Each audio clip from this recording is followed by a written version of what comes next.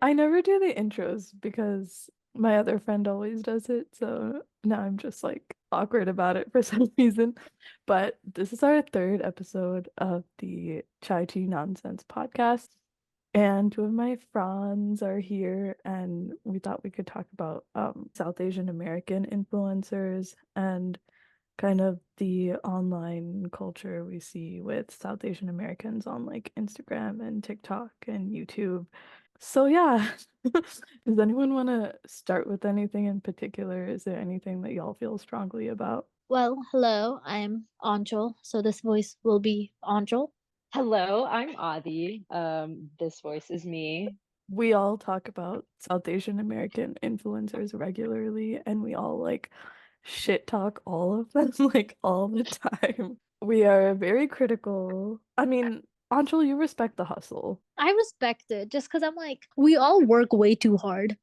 And like, if you could kind of have like a slightly easy job, it's not easy, but like, I'd make a lot of money, then okay, go for it, girl. Get your bag, A lot of Honestly, I'm effort. kind of with you, Anshul. Like, I think for me, it's like I'm critical in the sense that I will vocalize my taste, which tends to not really align with a lot of these creators. However, like, Yeah. I respect the hustle. Like, I respect the fact that, like, that's a way that they can get their bag. And also, off a creative standpoint, like, if it makes them happy creatively, like, I'm not gonna. I think I'm Exactly. happy for them there. Sorry, I cut you off though. Keep going. The fact that you're happy for them blows my mind because I'm like a bitter person. I am not Mood. happy for you. I I was actually on this Indian influencer's Instagram page the other day, Komal Pandey. She does like really out there looks, especially like for India. All of her looks are very like not wearable day to day, very like out there, very revealing. But it was like fun to see what she did with all of her clothes. But recently I went to her profile again and literally every post was an ad. Like literally every single one. Like she stopped doing her like, oh, like potential Diwali outfits or like, oh, potential college outfits. Like it was just like ad like every single video. And that was like so annoying.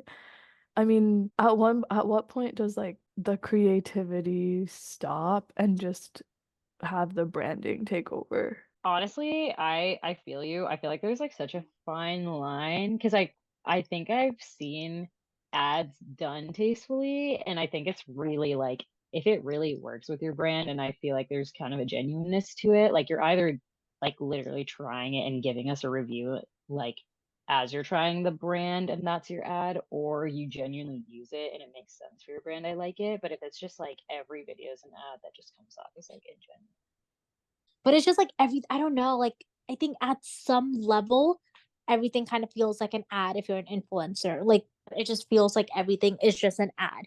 And I only see like very, very few influencers like not selling something, sometimes. Yeah, I mean that's how they make money, right? Yeah. They don't Yeah, really make money through anything else other than ads, right? and Yeah. I think what really kind of gets me is that like I view like South Asian ones specifically just because of like the way they build their platform, but like really all creators I've kind of view like I don't know. I think I like get attached or like come to respect their creativity. And it's like, because that's how they like build a following. But then like the bigger they get, the more they can get brand deals. And so I feel like you see that with every creator, that kind of transition from them just like creating purely things that like they enjoy creating to like that transition into like financially profiting from it. And I think that transition's what's hard for me. But it's also like with influencers, that's kind of the point. Is like they're supposed to influence you to buy stuff. So then I don't know. I'm just like, I get it, but it's also like painful to watch. I mean, for the purposes of this podcast, we're gonna ignore the hyper-capitalist implications of this profession, whether Yeah. it's like selling out your life or basically just like mining your life for internet content that makes you money. So I think we can set that aside as a given. Yep. But no, you're right, because the influencers that people like are the creative ones. Like people who like do different things with their dance or like do different like cool makeup looks or they have like a distinct sense of fashion that's not just like beige. Ugh. I mean, I guess like a lot of South Asian or like a big part of South Asian American influencer content is like the fashion. So like the lehengas, the shararas, the saris. How do you guys feel about that? Do you like the fashion? Do you like the style? I like the style, but it's just like a little bit boring now, you know? Yeah, I agree. They're all I don't know, they're all like the same type, and I just wish there was like a little bit more to it. But at the same time, like I can't tell if it's like them or just what's in trend now, you know? I think that's what like sets influencers apart, like who's just following the trend and who has like actual sense of style. Because Mhm. like a lot of the South Asian looks that we see there, it's just like the same pastel lehenga with the same like mangtika and jhumkas. Yeah. Or like some influencers, they'll like change out the lehengas, but like the jewelry look is the same, and then like the hair look is also the same. So Yeah. there's not really like personality. Like I can't tell if like the lack of individuality is because I mean like in the end like their job is to sell a product, and typically like the South Asian brands that are reaching out to them, like they're the ones that are telling them like, hey, put our product on display.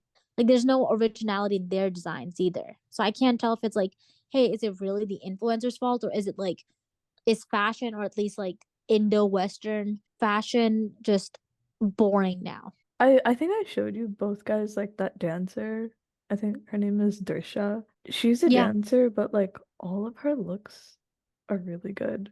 You could tell she has like her own spin to it. Exactly. And it's like for every dance video, it's not a lehenga. Like sometimes she does a lehenga, sometimes she does a sari, half sari, sharara, garara. Like the jewelry's different every time.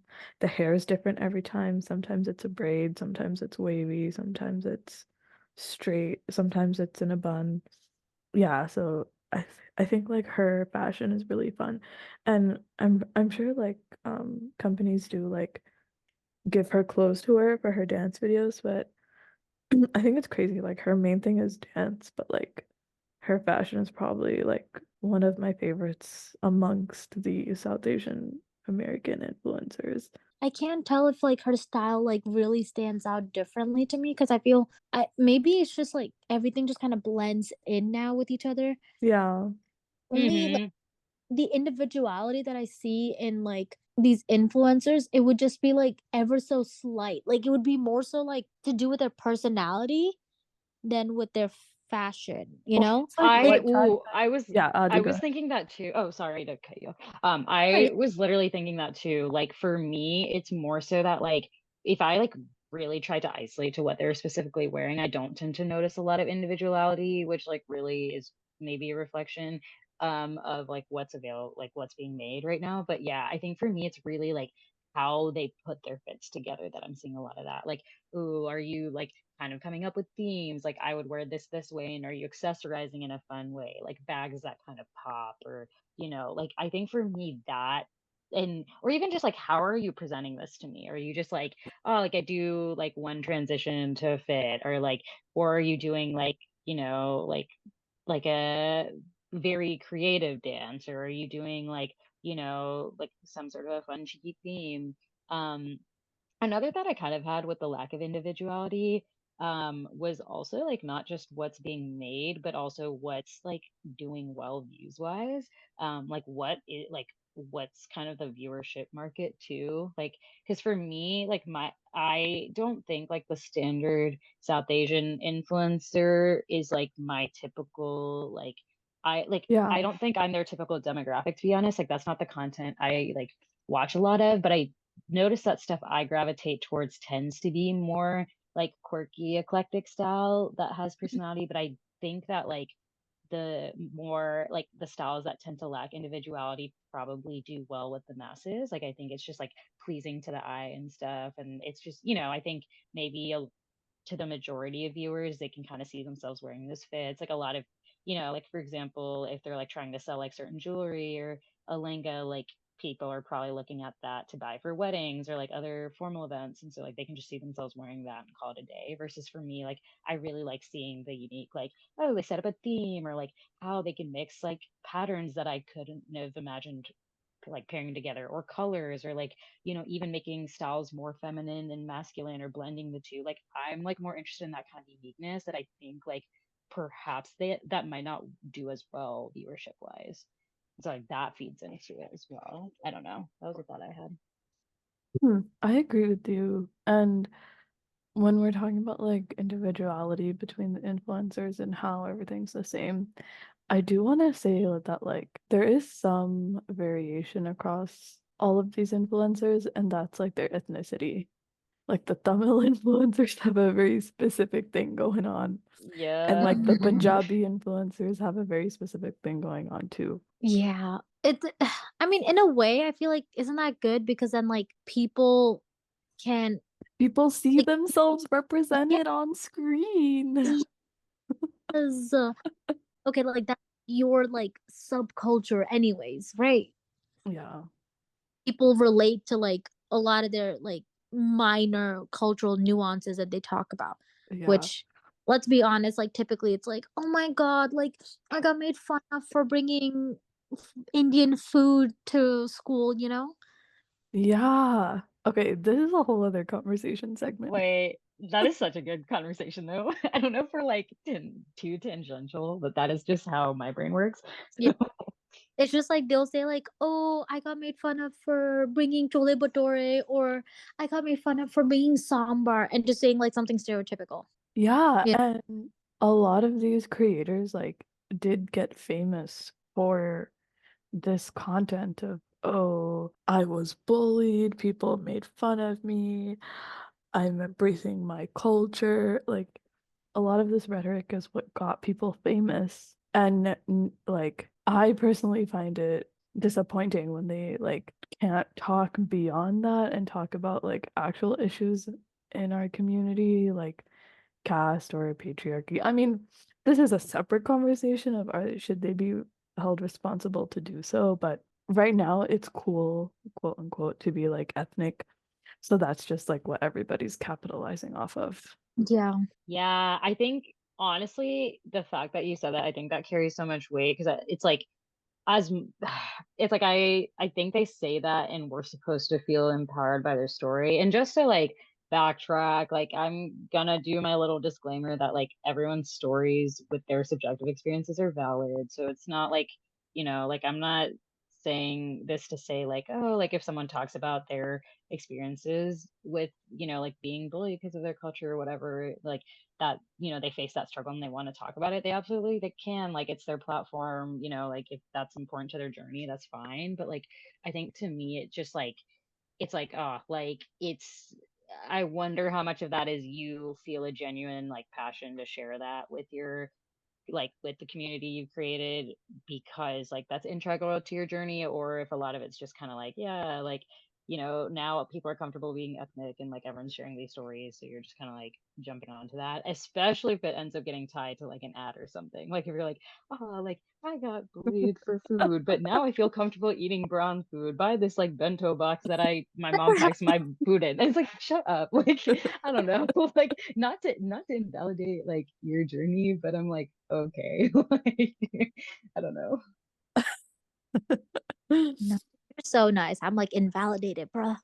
No, same. I No, know. Ancho, Why same. I think I I'm like weirdly the nicest the nicest, but I don't know. Like it's just I feel like they am I crazy? Like did everyone genuinely just have the same experience being Asian American, like South Asian American? Like everyone like uses the same buzzwords, you know? Like my parents like came to the United States with $13 But this or is also not exclusive to just like Indians. Like a lot of different Asians, also East Asians, Southeast Asians. A lot of these people also have like the same kind of rhetoric. yeah, but maybe I'm just on that side of like TikTok and YouTube and all, but there are like a lot of like South Asians that are like honestly like my family grew up pretty wealthy and or not like really wealthy, but like my family grew up like typical in San Francisco, you know? They'll say like they're from San Francisco and I'm like, if you're Asian, you're not a minority in San Francisco, you know? Yeah, if you're brown, you are not like, and you're in what Frisco, Fresno, or whatever, wherever in the Bay Area. Like, you can't. Don't come to me with like, oh, like I was bullied for my Indian food. Like, no, you weren't. Like, No. I more like East Asians like talking about like a variety of experiences, but not so much about like South Asians. And one of the few South Asians that I've seen like talk about a more so unique perspective is like Mindy Kaling. Is that how you say her name? Is it Kaylin or something else? Kaling, yeah. Kay- okay. With a Kaylin. G at the end, yeah. Okay, I am so bad with names. I am so sorry.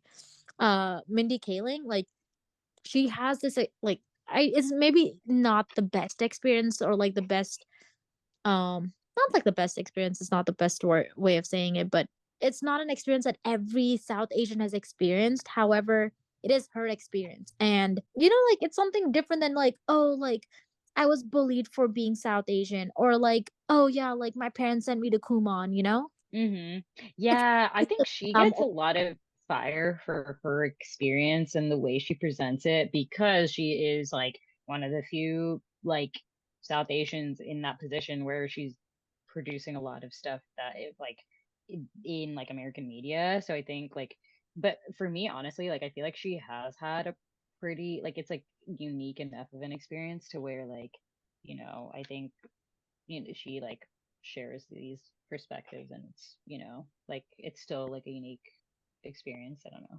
yeah. Like I Yeah. don't hear her talk about like, oh yeah, like my life was so tough like growing up. Like it's just like she's just like, oh, I don't know, like she's talking about the now and she's about the person she is now and not like, oh yeah, like this is my past. Like this, you know? And I feel Hmm. like we as like South Asian, like we have to like make everyone believe like we're South Asian enough because like I grew up this way. Like I grew up speaking my language, or I grew up going to Kumon, or I grew up being like the quote unquote basic South Asian. And if not, it's like you're not gonna fit this influencer model otherwise. Yeah. Mm.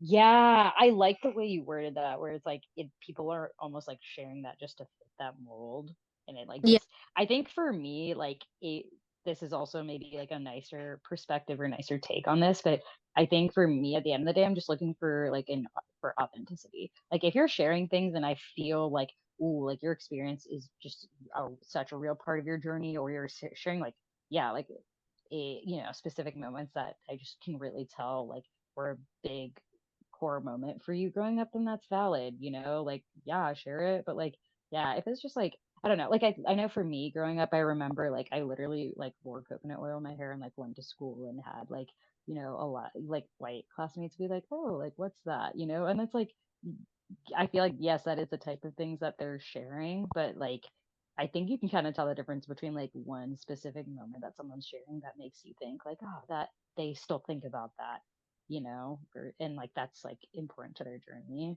versus like, hey, I'm doing this to kind of fit that mold and like sell this like journey of my life. I don't know.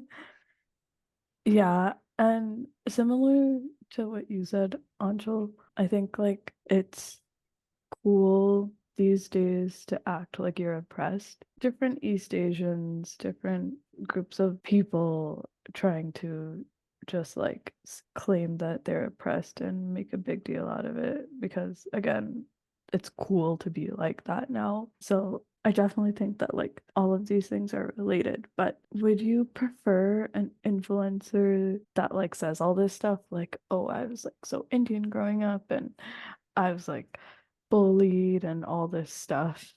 Or would you prefer like a South Asian American influencer that's like completely whitewashed? I wouldn't say I prefer them like completely whitewashed, but sometimes I do get, I don't know, at least my taste has changed right now where I don't like it when like their entire personality is being brown. You Yeah, know? yeah, Like if the Yeah, entire food is like, oh my same. God, I went to like it's like, oh, come with me to the temple, or like, you know, it's if it's like everything has to be related to being brown, I do get a little frustrated after some time. Like I understand like, oh, let me try this makeup and see if it's brown girl friendly. That stuff I get, but I'm saying like everything is like, oh, these are the brown clothes, like the new it fashion for brown clothes. Oh, this is some like just everything related to brown. I get so like, or South Asian, sorry, is a better way of saying it. I get so bored. If their personality is being South Asian, they don't have a personality. There's so many ways to identify yourself. No, you're so right. And I think a lot of those brown things are just like caste practices. Yeah. Like the weddings, even like some of the eating habits like vegetarianism or like the family friend parties that you go to or the like holidays, how like you celebrate those holidays. A lot of these things are just like caste practices that have historically like oppressed lower caste people. So that's why I also hate it when when an influencer's whole personality is just like being brown. But that's just me. No. I mean, I agree. Like, it's just like it kind of ignores a good amount of like a lot of issues in South Asian That's the other like, thing. That's the other thing. They're talking about like so many brown things, like the clothes and the fashion and the food and whatever, whatever. But like they don't once bother to actually talk about like Islamophobia or like Hmm. caste or like, and that annoys me. Yeah, like it's weird that they've created this like successful niche of like what's palatable to share about their culture and then only talk about that.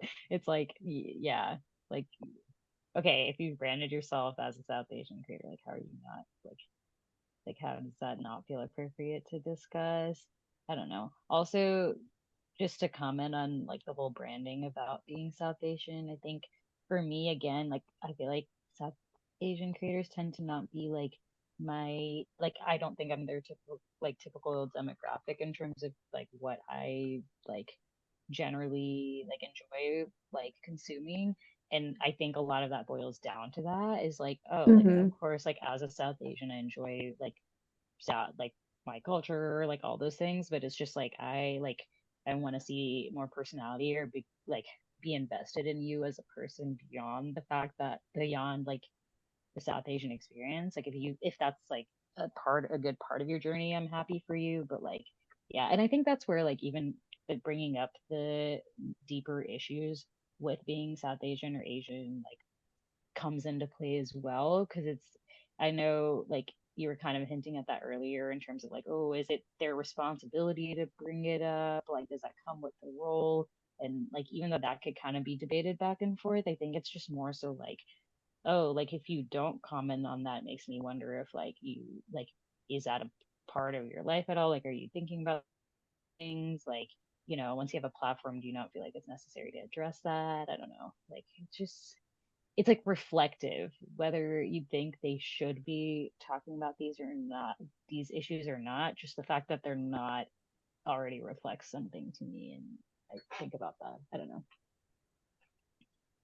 Yeah, I mean, we see a lot of women talk about like the patriarchal systems that they're in, whether it's like people constantly asking them to get married or like having their parents treat them different than their brothers, or like queer issues, like aunties and uncles not being accepting of queerness. So, like, we do see a little bit, but Hmm. it's never anything that like truly challenges like these familial structures. And at the end of the day, like none of these influencers have ever talked about caste, which is again why like a lot of these people end up like kind of being in their own bubble with like other influencers and like they've just like created this bubble for themselves where it's just like them and like the products and the brands and like the brand events and it definitely feels kind of like out of touch with reality.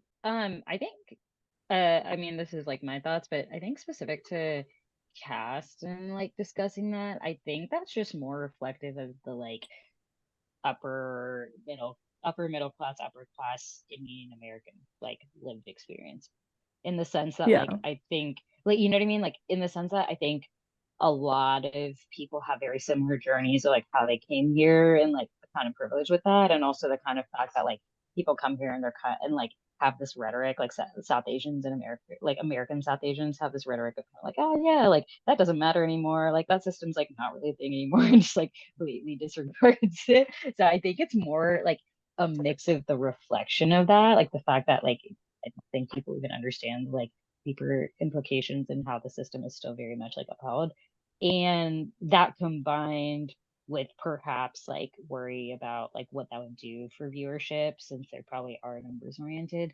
So like I think it's almost like a mix of that really even than like a desire to bring it up. Like I think a lot of these people just like don't even like if you like grew up in America, I don't know how many people even like fully understand the For dynamic at play sure. there, you know? So I think it's a lot of it's also just reflective of that. Like they don't even feel a need to comment on it because they don't even fully understand that they've just been in their bubbles, as you mentioned, of people just like all having similar experiences, but all just thinking like, oh yeah, like that's just our norm, and not knowing the kind of waves beneath that. For sure. Yeah. I think a lot of that kind of goes hand in hand with like how typical like there's a certain type of person that ends up being an influencer, you know? It's like always like the light skin, very Americanized at times person, you know? Like it's Yeah. there's like a person that gets popular or like becomes an influencer. So I don't expect them to like, you know, be the most Yeah, like you're right. in that sense. And I'm not gonna lie, like even I'm not like the most knowledgeable about that. You know, I'm always trying to learn as much as I can, but so I'm like their experience, they've already lived an experience of being very privileged where they haven't had to think about how that affects them. Yeah. So for them to like question it, I'm like, I highly doubt they would. Yeah. Every question is like what they've been through, which is like, oh yeah, like my mom didn't let me leave the house after 8 o'clock, but my brother was allowed, you know? Like that's just based on their experience. Yeah.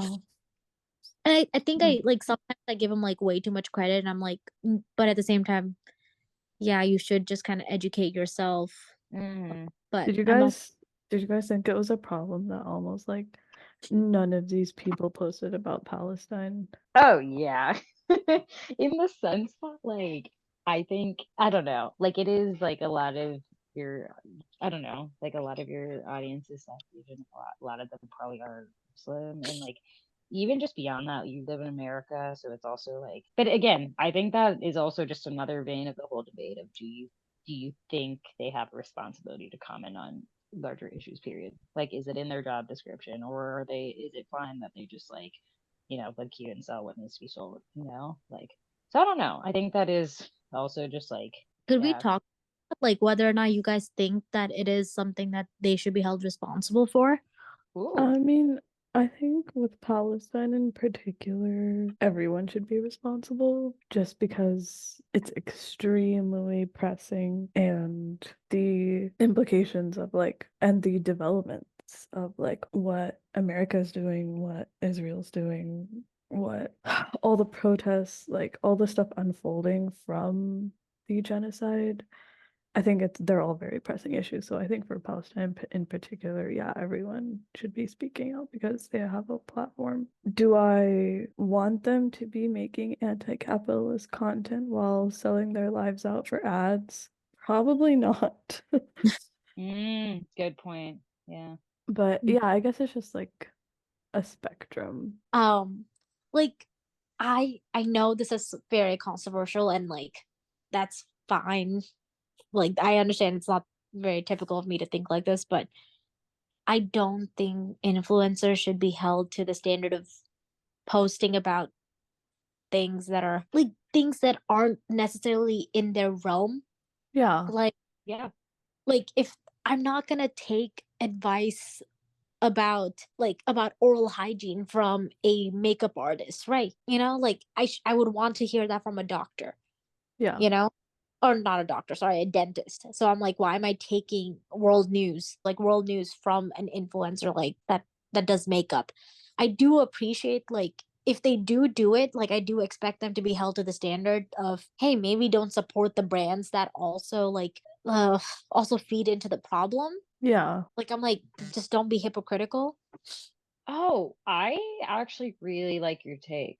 I think that that makes a lot of sense in the sense that like, yeah, like I think even if like if people do comment just because they feel like this obligation to, then that can come out of sense of misinformation or just kind of like, this kind of force, like, okay, make a comment, that's that. And honestly, instead, I would rather it be out of like thought. So it's like if you genuinely like, if there's a creator who maybe that isn't their realm, but they feel legit like a desire to speak up on Yeah, on something, and they feel educated enough to like, cool. However, like I get what you mean. I think I like that, like this in the sense, like just don't be like hypocritical and kind of like, your choices are still going to be reflective. So it's yeah, like, yeah, like if you, like whether you comment or not, if you're like supporting brands that, are very biased, like that's, you can be yeah. held to You a got to be held standard. up to the standard that you set. Like if we're Hmm. gonna talk Yeah. about it, just like don't just talk the talk, like walk it as well. Like act like you want to make a difference versus just reposting everything. Like Hmm. reposting isn't that hard. It just seems very performative at that point. Like there was a lot of TikTokers that they got invited to I I don't want to say the brand wrong and like, kind of shame them, but they got invited to this brand event. A lot of them were South Asian as well, because it was a South Asian collaboration, I believe. And they got a lot of hate because it's like, hey, you reposted, you talked about like Palestine so deeply and about how much it troubled you and you want to do so much for the cause. However, you're here going to an event by a brand that actively goes against it. Yeah. Like, you know, like you don't need to go. And then some people are also thinking like, well, I mean, in the end, like this is their job. Their job is to go to these brands, maintain relationship with these brands. But at the same time, like I think you're at a very high standard of like high level of privilege where you don't need to be taking on like you don't have to go to these events all the time. Like you could maybe like pick and choose a little bit. But at the same time, I'm like, I don't know their situation. Maybe they have a mortgage on a house that they can't afford anymore because, like I don't know, but I don't know. I just like I rationalize everything and then I like irrationalize it at the same time. Honestly, mood. No, I think you're right. I agree with that as well. It's just like there's so many sides of the same argument and I don't know where I stand. I mean, I do think that like reposting is performative, but I also think that like that's a good way, like if influencers don't know about what's going on, like for example, Palestine, like if they're not completely sure about what's going on and if they like are not educated enough to actually say their own stuff about what's going on, I think reposting is a good way to like educate their followers and also signal that like this is a pressing issue. But it does get performative when it's like day 200 of the genocide and they've just like or during the George Floyd protests when people posted the black square with like Oh no text yeah. on it or like nothing. What an era. Yeah, I'll be honest, I was one of those. I did delete it. But I think for me, I think it's what you're saying. Like, I think, but to add on to it, I think if you're going to do something on social media, I think if with some intention, it's nice. Like, I don't actually think reposting is necessarily performative. I think it's more like, how are you doing it? So, like, if they're doing it, but it's like one thing that they feel like was worded well, or like it's sharing information, they're like, "Oh, I want to share this as well," even though a lot of people are sharing it. I think that's appropriate. Like, I think for me, it really just comes down to the hypocrisy. Like, if you're posting one thing and then you're not acting on it at all, or like, you post one thing in between, like just like sandwiched between a bunch of your content and like with like kind of no other, I don't know. Like, I think yeah, a lot of it's just intention. Like, are you sharing things? Like, even if you are reposting, are you kind of adding your own thoughts to it? Or even if you're not and you're just, like it's just more as a signal, like this is where I stand, or like I feel like this is important enough to share to my audience because I know I have a wide audience. Like, I think that's fine. Oh, one thing I did want to discuss was that like the prevalence of like people getting work done on their face by Yes. South Asian Americans. And like, I mean, I don't know about you guys, but my mom literally like growing up, she didn't let me look at magazines. Like she literally like didn't let me put anything on my face. I think like that has adapted me into a person that like doesn't care too much about my appearance. But then that brown influencer, I think her name was Sahana, but like she got like a nose job done, and like her parents knew about it, and I was like, how are they okay with that? Like my mom would have fucking killed me. I mean, in a way, isn't that also like considered a very modern way of thinking? Because a lot of times, like, we shame people if we're like, if they get work done, but we also shame people if they disagree with other people getting work done, you know? I mean, Mm-mm. she did say that like she grew up in Utah where she was the only brown person, Yeah. and I could see her opinions and thoughts and why she made that decision.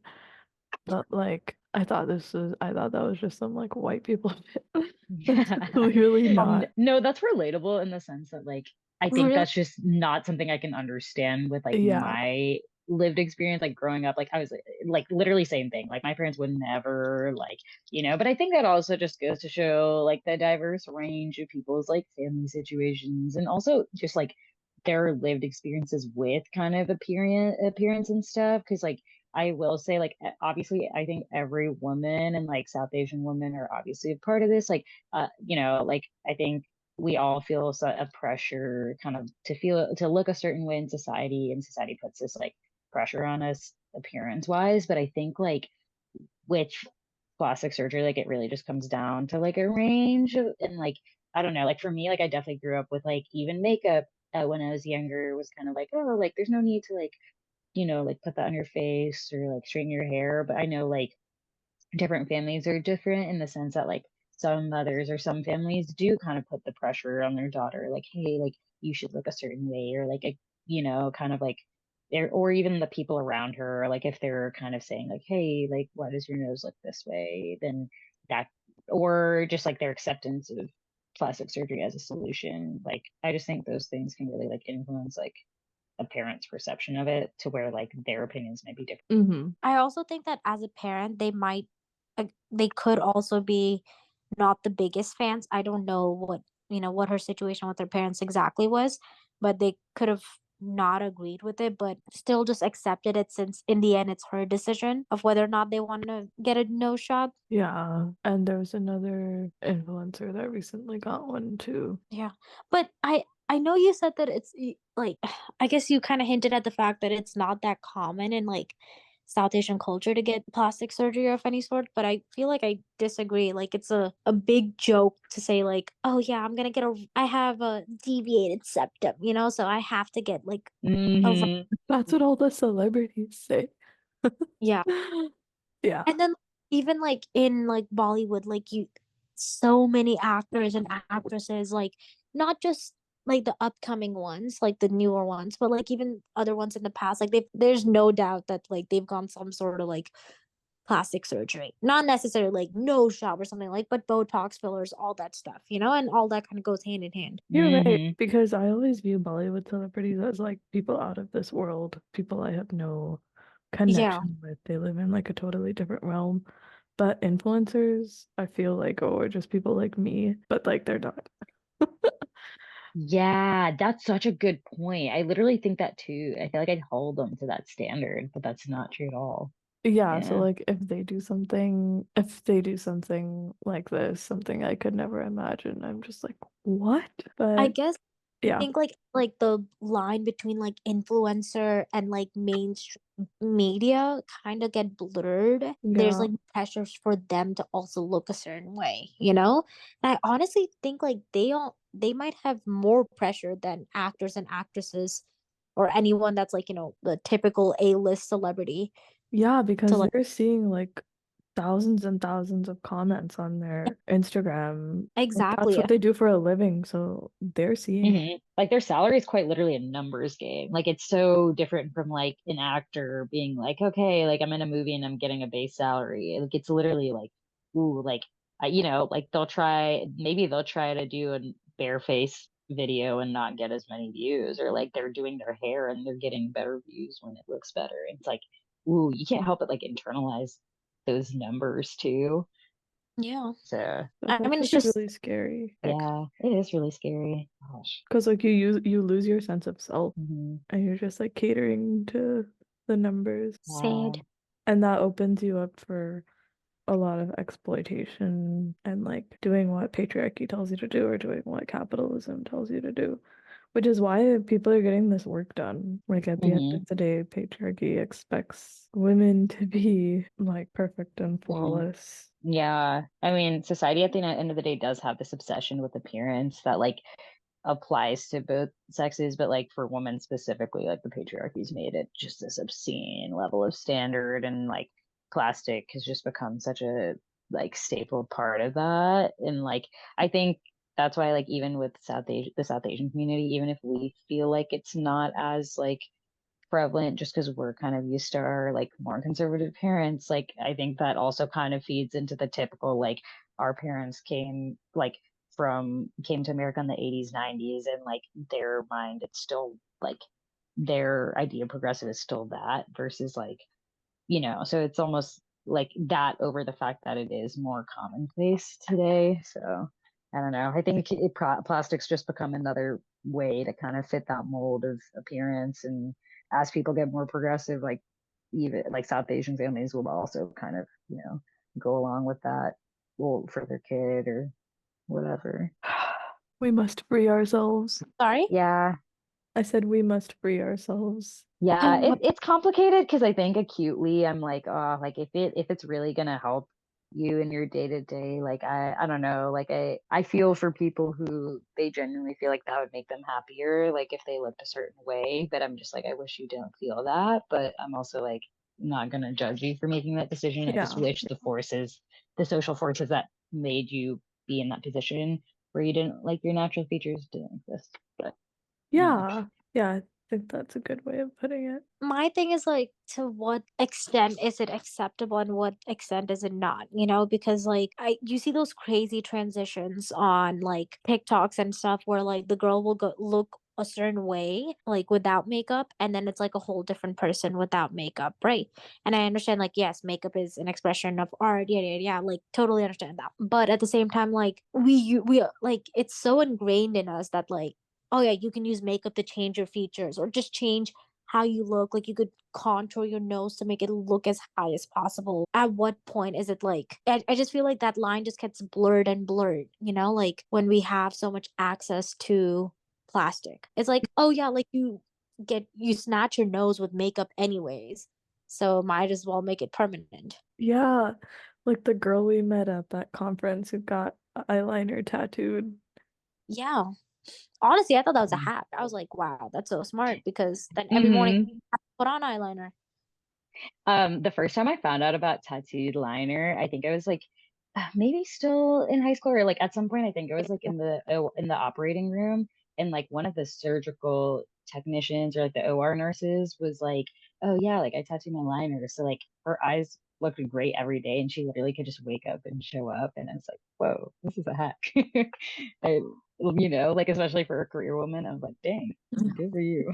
But also like, whoa, what? Like you're literally getting tattoo on your eyes? Like I it's think wild. like even with corrective makeup where you're contouring, concealing, etc., etc., there's still like a time of day where you're comfortable with your bare face.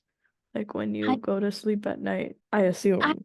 some people, like, I think like some people get so used to like seeing themselves with makeup on, and I am one of those people where like I put on makeup on a daily basis when I go to work, that like if I go to work without putting makeup on, I feel like, for lack of better words, I feel like I'm doing a disservice. Like I feel like I'm not put together enough for work now. Like Mm. it feels like I'm wearing pajamas to work. Like I don't mind not like today I didn't go to work. I was working from home. I don't mind not wearing makeup, but that's kind of like a standard I've set at work, where I wear makeup like 99% of the time, that if I don't, it's like this is just, I'm giving like, not like I'm being more vulnerable, but it's just like I'm not doing right by what's expected of me. Yeah. And Mm. that's because we, our society has conditioned us. Our society consistently rewards people who do wear makeup and people who do look conventionally attractive. So when society's like consistently rewarding you for that behavior, that gets internalized. Like Oh yeah. even if like our bosses don't care, we still feel like it's like a failing on our part. And that's why I people who say, "Oh, makeup is art," that's like not true. I mean, it is, but who's doing these like crazy eyeshadow looks day to day? I know. Everyone's like snatching their cheekbones and their nose, and they're doing corrective makeup to fix quote unquote flaws on their face. And Yeah. Hmm. you can say that like it gives you confidence and stuff, but it's like, why do you not feel confident without it? It's because society's continuously rewarding you. But do you not feel like Yeah. the same can be said about clothes? Yeah, Like, Mm. yeah. The I same feel can be said. I like your point in that, like, yeah, it becomes a slippery slope once you start to decide where to even draw the line. You know what I mean? Yeah, like clothes, like, Like snatching like, your waist. Like everyone's uh, like, oh, like a cinched waistline.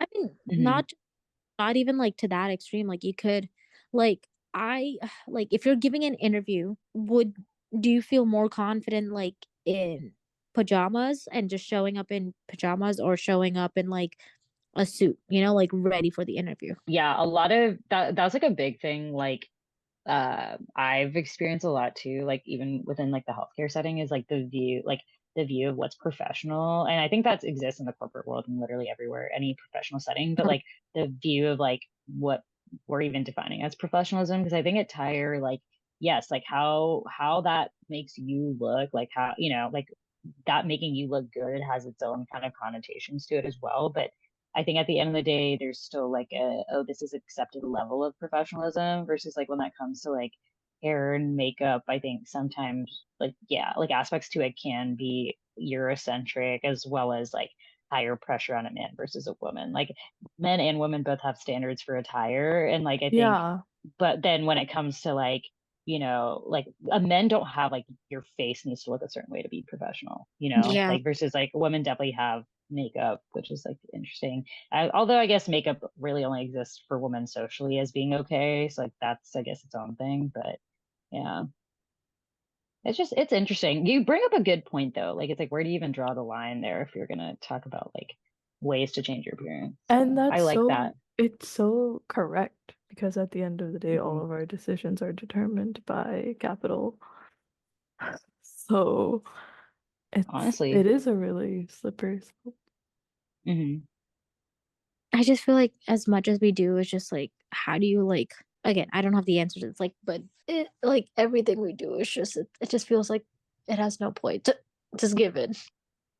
Hmm. Don't give in, obviously, but it's like, what is the point of doing so much?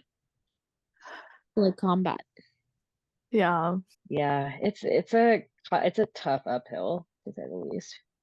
It is quite the uphill. It's more like up mountain more than uphill.